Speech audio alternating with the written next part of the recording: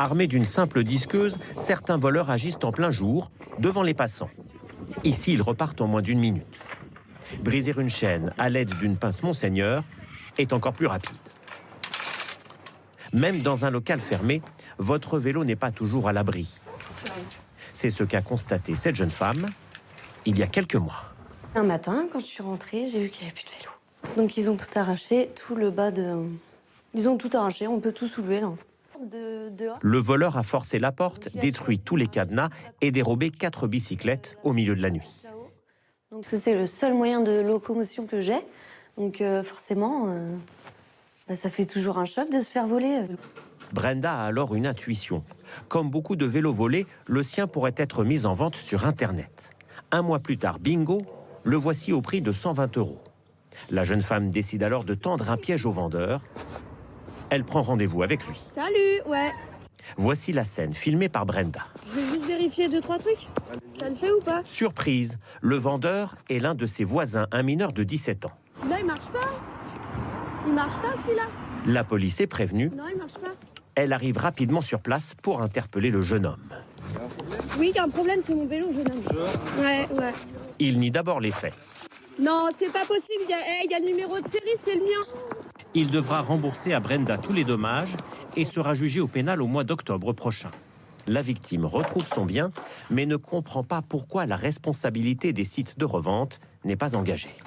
Je suis plus en colère sur les plateformes comme ça qui, on peut mettre plein d'annonces au final, de choses qu'on peut voler. C'est même pas sécurisé, ça rime à rien en fait. Il y a sur Internet des centaines de milliers de vélos d'occasion à vendre. Il est impossible de vérifier leur provenance. Un modèle attire notre attention. C'est un vélo électrique loué par la région Île-de-France, interdit à la vente donc. Nous donnons rendez-vous au vendeur. Bonjour, enchanté. Enchanté. Il revend ce vélo 270 €. Il n'y a aucun problème. Il a 15 km.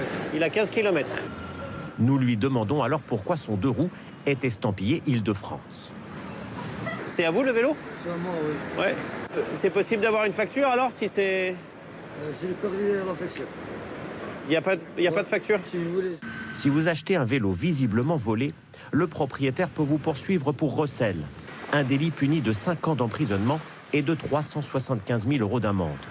Nous déclinons l'offre. Les poursuites sont rares, mais attention, il existe désormais un moyen imparable de vérifier l'origine d'un vélo, son marquage. Alors sur un vélo à assistance électrique ou classique, les marquages, on va souvent les trouver sur la base centrale du vélo. On va plutôt les mettre en bas, assez voyants, pour que la police puisse le voir facilement. Le marquage est obligatoire sur tous les vélos neufs depuis 2021. Si un 2 roues d'occasion est volé, vous le saurez en quelques clics. Alors l'acheteur doit insérer le numéro de marquage du vélo.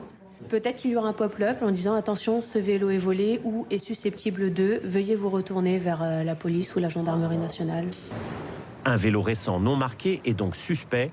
Chaque année, plus de 500 000 vélos sont volés en France. Moins de 5% des victimes retrouvent un jour leur bien.